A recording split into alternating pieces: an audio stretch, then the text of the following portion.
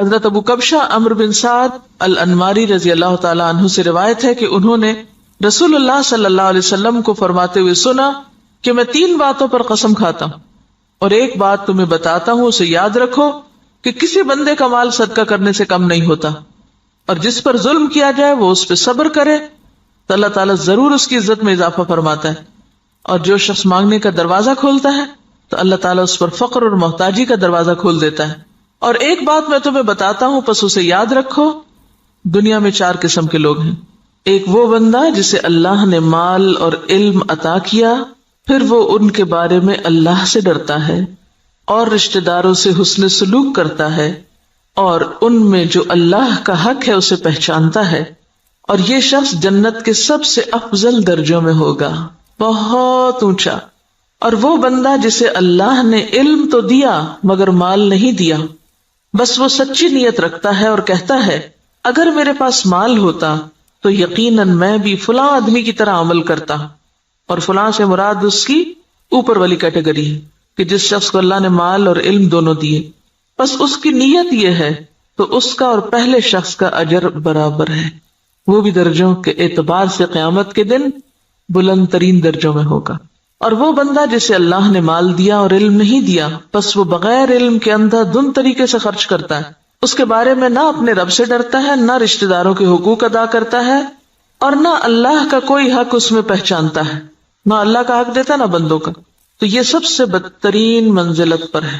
اور وہ بندہ نہیں عطا کیا اس کو اللہ نے مال اور نہ علم، تو وہ کہتا ہے اگر میرے پاس مال ہوتا تو یقیناً میں بھی فلاں آدمی کی طرح عمل کرتا، اور فلاں سے مراد اس کی اوپر والی کیٹیگری ہے جو اپنا مال بے انتظامی سے اندھا دھند خرچ کر رہا ہے، بس اس کی نیت یہ ہے تو ان دونوں کا بوجھ برابر ہے۔ اب آپ یہاں دیکھیے کہ آپ صلی اللہ علیہ وسلم نے ساری دنیا کے لوگوں کو 4 حصوں میں بانٹ دیا۔ ایک وہ جس کے پاس مال بھی ہے اور علم بھی ہے، اور جس کو اللہ یہ 2 نعمتیں دے دے اس کی خوش قسمتی کا تو کیا ٹھکانا، وہ کیا کرتا ہے، مال کو اپنے علم کے ساتھ ایسی ایسی جگہوں پہ خرچ کرتا ہے جہاں سے وہ بہترین فائدے اٹھاتا ہے، درجہ یا اس کا اجر اور ثواب بہترین پاتا ہے۔ یہ بالکل ایسے ہی ہے کہ جیسے آپ دیکھیں ایک بالکل ان پڑھ تاجر ہوتا ہے جو نہ مارکیٹ کو جانتا ہے، نہ تجارت کے اصول قاعدے جانتا ہے، نہ اسے کوئی پتا ہے، اور وہ تجارت کرنے کھڑا ہو جاتا ہے، تو وہ مال کہاں لگائے گا، گواں بیٹھے گا، لاس کر لے گا۔ اور ایک وہ ہے جو پڑھا لکھا تاجر ہے، تجارت سے پہلے اس نے ایک ڈگری کی، یا ڈگری نہیں بھی کی تو ایک تجربہ حاصل کیا، اور وہ مارکیٹ کو بھی جانتا ہے، حالات بھی جانتا ہے بہتر طور پر، اب وہ باقی سب سے آگے نکلتا چلا جائے گا، یعنی اس کا جو پروفٹ ریٹ ہے یا اس کا جو نفع کا جو مقام ہے وہ تو بہت آگے، وہ تو تھوڑے ہی عرصے میں بہت کچھ کما جائے گا، کیونکہ اس کو پتا ہے کہ مال کو کہاں لگانا اور کیسے لگانا۔ اس کے برعکس ناسمجھ شخص کچھ بھی نہیں کر سکے گا، مال ضائع کر دے گا۔ جیسے دنیا میں علم والے مال کو بہتر طور پر استعمال کرنا جانتے ہیں، اسی طرح دین کے علم کے ساتھ بھی انسان اپنے مال کی یا منی مینجمنٹ جو ہے اس کی بہترین حسن تدبیر کرتا ہے اور بہترین جگہوں پر خرچ کرتا ہے۔ مثلا بظاہر عام لوگوں کو وہ ایک چھوٹا سا کام نظر آتا ہے، یہ چھوٹی سی نیکی نظر آتی ہے، لیکن اس کے نزدیک وہ بہت بڑی نیکی ہوتی ہے اور وہ سوچ سمجھ کے خرچ کرتا ہے۔ ایسا شخص بعض اوقات چھوٹی چھوٹی نیکیوں سے بھی بہت بڑے درجے پاتا ہے، ذرے سے بھی وہ اجر عظیمہ کماتا ہے، اپنی اچھی نیت کی وجہ سے، اپنے اچھے طریقے کی وجہ سے، سمجھداری کی وجہ سے۔ تو نتیجہ کیا ہوگا، قیامت کے دن وہ اعلیٰ ترین مقام پر ہوگا۔ ایک دوسرا شخص ہے، اس کے پاس مال کوئی نہیں لیکن علم ہے، اس علم کی بنا پر وہ یہ سوچ رکھتا ہے کہ اگر کبھی میرے پاس بھی مال آیا تو میں بھی فلاں کی طرح، اس کو آئیڈیالائز کر رہا ہے، فلاں کی طرح نیکی کے کام کروں گا، اور یہ اس کی سچی نیت ہے۔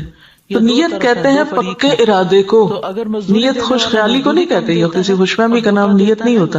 ہم عام طور پر نیت کس کو قرار دیتے ہیں، بس ایک خیال آ جانا، وہ بڑی اچھی نیت ہے اور تھوڑی دیر کے لیے خوش ہو جانا اپنی نیت سے، نہیں، نیت محض خیال نہیں، نیت کیا ہے، پکا ارادہ، سچا عزم۔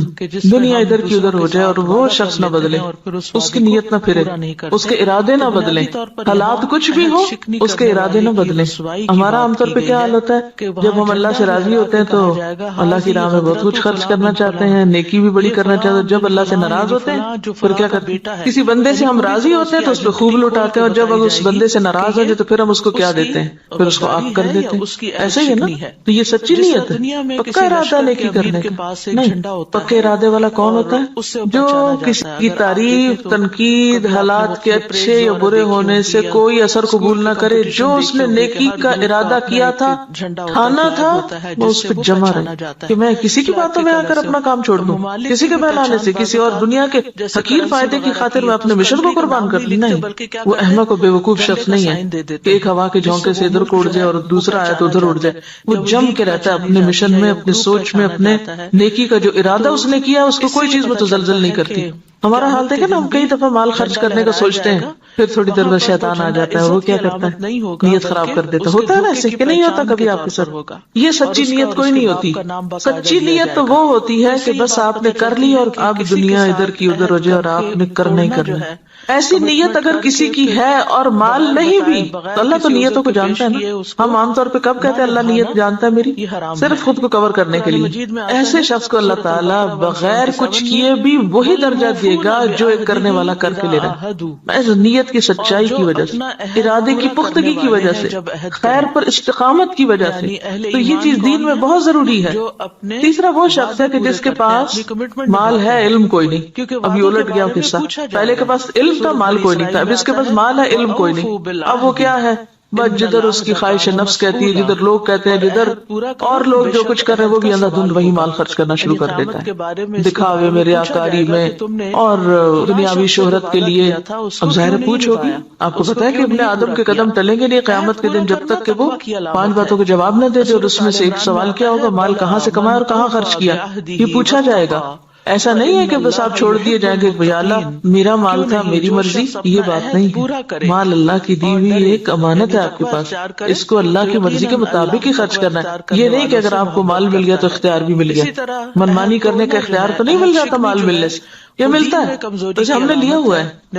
ہم اپنے مال کو خرچ کرتے وقت کیا ذہن میں رکھ کے خرچ کرتے ہیں؟ میرا مال میری مرضی، کیا مرضی کرو. کوئی سمجھائے بھی تو ہم کیا کہتے ہیں؟ جہاں جی چاہے اڑاؤں، تم کون ہوتے مجھے کچھ کہنے والے؟ میرے پیسے ہیں نا، جو چاہوں کروں. اور وہ اس کی نیت کیا ہے؟ کوئی اس کی نیت نہیں. خاص طور پر جو حدیث کے الفاظ ہیں قابل غور ہے، لا یصل فیہ رحمہ ولا یعلم للہ فیہ حقا. نہ رشتہ داروں کو دیتا ہے اور نہ اللہ کا حق پہچانتا ہے، نہ فی سبیل اللہ خرچ کرتا ہے. یہ مالدار شخص قیامت کے دن سب سے بدترین جگہ پر ہوگا، کہ جس کو اللہ نے دنیا میں مال تو دیا لیکن اس کے پاس کوئی سمجھ نہیں ہے کہ اس نے اس کے ساتھ کرنا کیا ہے. اور چوتھا وہ ہے بدقسمت کہ جس کے پاس ہے بھی کچھ نہیں ہاتھ میں لیکن آئیڈیالائز اس کو کرتا ہے. اس تیسرے شخص کو کہ جو غلط جگہوں پہ مال خرچ کر رہا ہے. عام طور پر ہم لوگ کس کی پیروی کرنا چاہتے ہیں؟ اس شخص کی جس کے پاس مال ہے اور وہ نیکی کے راستے میں خرچ کرتا ہے، یا اس کی جس کے پاس مال ہے اور وہ دکھاووں کے لیے خرچ کرتا ہے؟ انڈیا کا کوئی امیر ترین شخص وہ کہتا ہے کہ میں کھانا تو 2 وقت کا کھاؤں گا، لیکن اگر کوئی شخص اعلیٰ تعلیم حاصل کرنے کے لیے وظیفہ چاہے تو اپنے مال میں سے اس پہ خرچ کروں گا. تو یہ کیسی مثال ہے نا کہ اس کے پاس ہے بہت کچھ لیکن وہ صرف ذاتی عیاشی میں نہیں اڑا رہا، وہ اعلیٰ مقاصد میں خرچ کر رہا ہے. اور لوگوں کے لیے ایک مثال یہ بھی، اور ایک وہ شخص ہے کہ جس کے پاس ہے اور وہ محض خواہشات کی تکمیل میں اور ذاتی خوشی میں خرچ کر رہا ہے. تو نتیجہ کیا ہے؟ باقی لوگ بھی اس کو آئیڈیالائز کر رہے ہیں اور وہی کچھ کر رہے ہیں. آج آپ دیکھیں کہ ہمارے معاشرے میں جس طرح نمود و نمائش ہو گئی ہے یا اس کے مظاہر جو نظر آتے ہیں اس کے پیچھے کیا چیز ہے؟ فضول خرچی کے پیچھے کیا نفسیات ہوتی؟ دکھاوا اور نمود و نمائش کے پیچھے کیا ذاتی بڑائی کا جذبہ کہ لوگ مجھے بڑا مان لیں. قیامت کے دن ایسا شخص کہاں ہوگا؟ اخبث المنازل اسفل سافلین، وہ سب سے نیچے ہوگا کیونکہ اس نے اللہ کی نعمت کا غلط استعمال کیا. تو ہم سب کے لیے کیا ضروری ہے کہ ہم اپنے اپنے طریقوں کا جائزہ لیں. کوئی پیسہ خرچ کرنے سے پہلے ذرا رک جائیں اور سوچیں کہاں دے رہے ہیں، کس کو دے رہے ہیں، کیوں دے رہے ہیں، کیا مقصد ہے، کیا نیت ہے، کیا ارادہ ہے. اور اگر مقاصد چھوٹے چھوٹے ہیں، صرف دنیا سامنے ہے تو چھوٹا دل ہے اور چھوٹی جزا ہے، اور اگر دل بڑا ہے، مقاصد بڑے ہیں تو ذات سے بھی کاٹ لیں گے، اپنے آرام سے بھی کاٹ لیں گے اور بڑی جگہ پر انویسٹ کریں گے۔ صرف زبان کے ذائقے پر ہی خرچ کرتے چلے جانا، صرف دل کے سکون میں لباس پر ہی خرچ کرتے چلے جانا، صرف اپنی ذات ہی کو یا اپنے ہی آرام کو دیکھتے چلے جانا اور دین کے اور اعلیٰ ترین مقاصد کو بھول جانا، تو دنیا میں بھی مسلمانوں کو کس سے دوچار کر رہا ہے۔ اب دیکھیے، ہم نے بہت اس پر پہلے بھی بات کی تھی کہ ترقی یافتہ قومیں، آپ کو پتا 40% تک ٹیکس ہوتا ہے ان کا، 40 بعضوں کا 60% بھی ٹیکس ہوتا ہے کہ آپ نے 100 روپے کمایا، 60 روپے دے دیجیے گورنمنٹ کو، وہ آپ کے لیے سڑکیں بنائے، اسپتال بنائے، ریسرچ سینٹر قائم کرے تاکہ قوم ترقی کرے۔ ہمارا کیا حال ہوتا ہے کہ ہم جتنا بھی کمائیں وہ سارا کا سارا پلٹ کر اپنی جیب میں ڈالیں، گھر ہمارا محل ہو، سڑک اور گلی چاہے ہماری ٹوٹی پھوٹی ہو۔ اسی وجہ سے ہم اس حال میں کہ ہم بڑے مقاصد میں خرچ نہیں کر سکتے اپنی ذات کے لیے اور اپنے ہی لیے، اور پھر اپنے اوپر خرچ کرنے کے لیے ایسے ایسے طریقے اختیار کرتے ہیں کہ جس سے اجتماعی فائدہ پیچھے چلا جاتا ہے۔ اب دیکھیے کہ ایک قطرہ جب دریا میں ملتا ہے تو کیا ہو جاتا ہے، وہ کیا کہلاتا ہے؟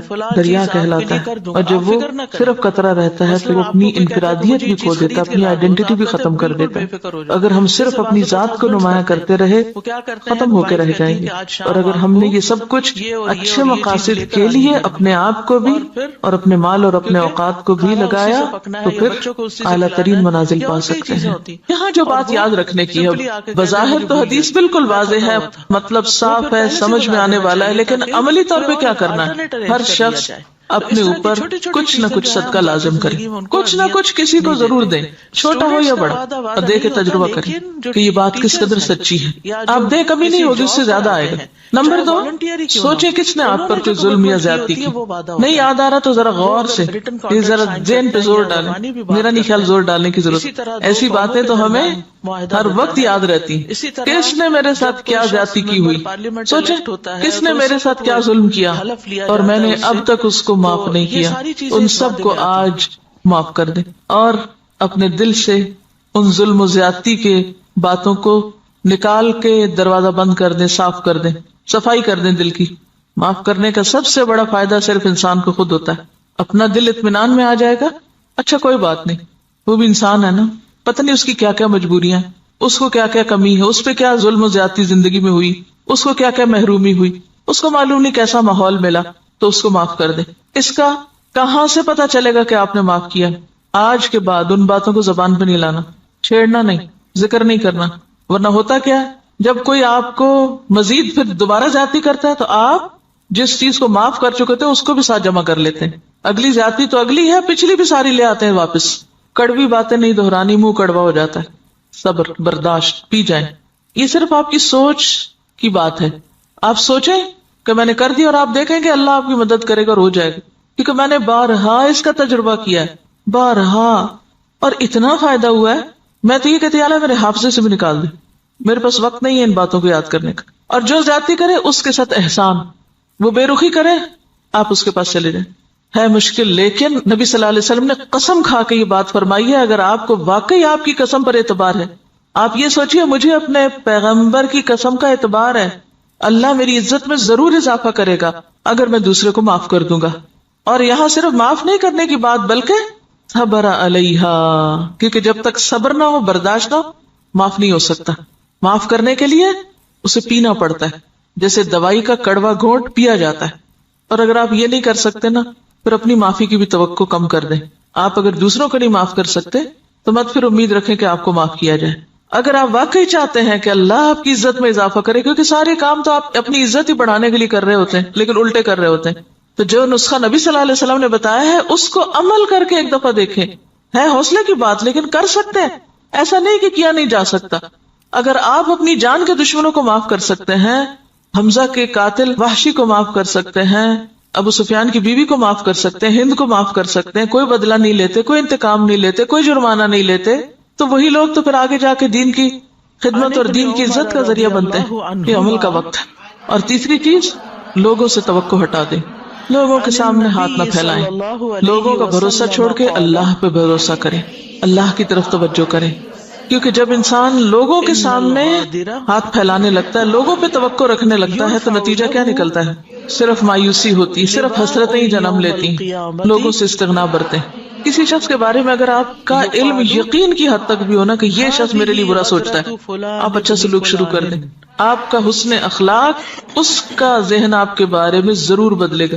لیکن اگر آپ دوسری طرح معاملہ کرتے رہیں، دو چار تانے دے کے، دو چار پچھلی باتیں یاد کرا کے، شکوے شکایتیں کر کے، سوال پیدا نہیں ہوتا کہ خود بھی راحت پائیں اور دوسرے بھی آپ سے پائیں، اور آپ ان انعامات کو پا سکیں جو اللہ نے صرف ان قربانی کرنے والوں کے ہی لیے لکھے. پہلے حدیث میں مال کا صدقہ ہے، دوسری حدیث میں عزت کا صدقہ ہے، نفس کا صدقہ ہے. مال کا صدقہ پھر آسان ہے، عزت کا صدقہ مشکل. لیکن جو جھکے گا وہی بلند ہو سکے گا، اکڑنے والا کبھی بلند نہیں ہو سکتا. انک لن تخرق الارض ولن تبلغ الجبال طولا. سبحانک اللہم وبحمدک، نشہد ان لا الہ الا انت، نستغفرک ونتوب الیک. السلام علیکم ورحمۃ اللہ وبرکاتہ.